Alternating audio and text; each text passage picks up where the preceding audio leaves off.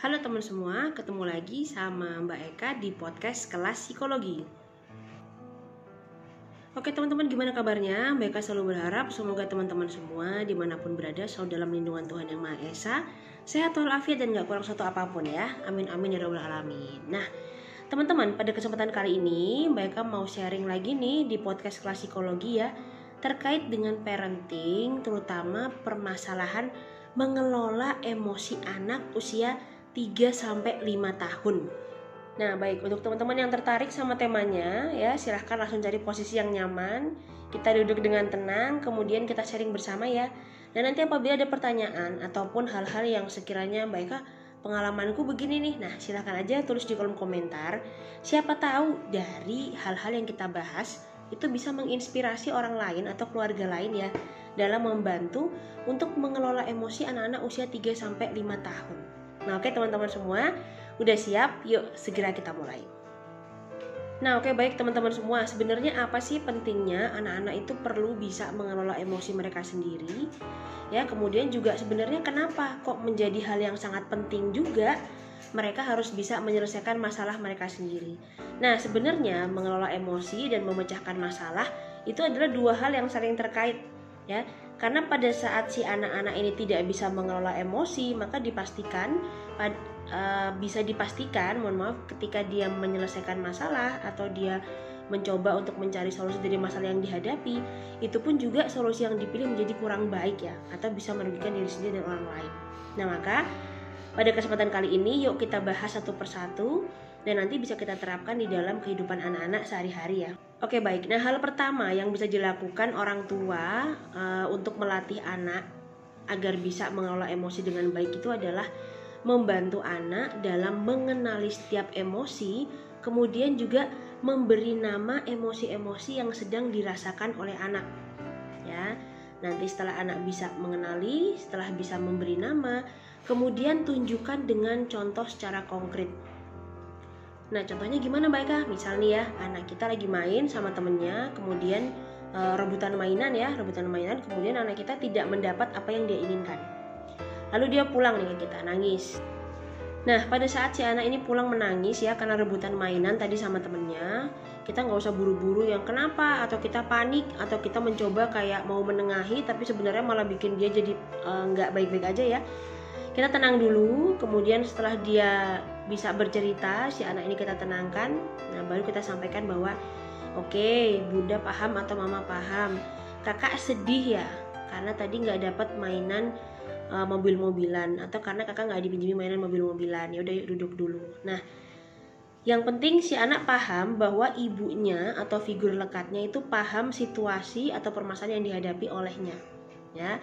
Dan nanti setelah duduk baru disampaikan bahwa oke, tapi bunda atau mama atau ibu bangga loh kakak nggak nangis dan nggak mukul teman kakak yang nggak mau minjemin mobil ya. Itu kakak hebat. Nah nanti ke depan atau besok lagi kalau mau main, kakak bikin peraturan di awal ya. Ajak dia bikin peraturan, semua mainan yang kita mainin boleh dimainkan bersama. Nah misalnya seperti itu ayah bunda. Nanti untuk level-level yang lebih meningkat atau level yang lebih tinggi, anak-anak tentu akan bisa belajar dengan cara mengembangkan imajinasi mereka sendiri. Namun setidak-tidaknya anak-anak sudah diajarkan step by step bagaimana cara mereka menangani masalah, mengelola masalah, dan mengenali berbagai macam emosi yang muncul dengan memberitahu nama dari perasaan yang muncul itu adalah apa. Baik, nah di nomor 2 yang bisa dilakukan untuk mendampingi anak-anak agar mereka dapat mengelola emosinya ya. Nah itu bisa dilakukan dengan mendampingi anak pada saat mereka sedang menghadapi situasi sulit. Nah pada saat anak-anak mengalami atau sedang ada di posisi sulit, kita tidak perlu terburu-buru memberikan intervensi. Maksudnya apa tuh intervensi?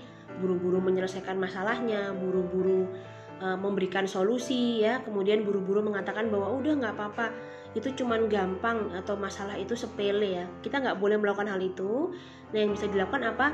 Ya udah temenin aja duduk. Oke, kakak bunda temenin ya, atau ayah temenin duduk 1 menit. Nanti setelah itu kakak boleh cerita. Nah pada saat anak-anak diminta duduk atau diminta tenang, itu ada waktu jeda. Mereka tuh akan memikirkan kembali apa sih yang terjadi pada diri mereka ya, sampai mereka bisa sedih, mereka bisa nangis. Nah nanti setelah mereka selesai memikirkan, biasanya mereka akan ngomong, atau kalau udah agak lama kita bisa tanya, Gimana, udah lebih baik? Nah udah, ya udah. Terus kakak sekarang maunya gimana? Yang kakak pikirin apa? Nah jadi kita pancing supaya anak-anak ini punya solusi dari masalah yang mereka hadapi dulu. Nah dan memang membentuk atau mengajarkan anak untuk dapat mengelola emosi di usia 3-5 tahun itu membutuhkan waktu dan proses yang panjang, sehingga dibutuhkan kesabaran dari figur lekatnya supaya anak-anak ini lebih bisa menyelesaikan permasalahannya dengan solusi yang dia pilih. Baik, kemudian yang terakhir atau yang ketiga itu adalah latihan menyelesaikan masalah. Nah, setelah tadi yang pertama adalah memberi nama atau menamai berbagai macam emosi yang muncul. Kemudian yang kedua adalah latihan mencerna berbagai permasalahan yang terjadi pada anak. Nah, yang ketiga ini adalah level mendorong anak supaya berani untuk membuat solusi atau mengambil berbagai hal yang dapat dilakukan anak dalam menyelesaikan permasalahan yang dihadapi. Kemudian apabila pada saat anak menyelesaikan masalah itu kelihatannya mentok ya, atau dia nggak tahu aku harus gimana. Nah, selaku orang yang lebih dewasa, entah itu figur lekatnya atau orang tuanya, kita bisa kasih stimulus dengan kasih opsi-opsi.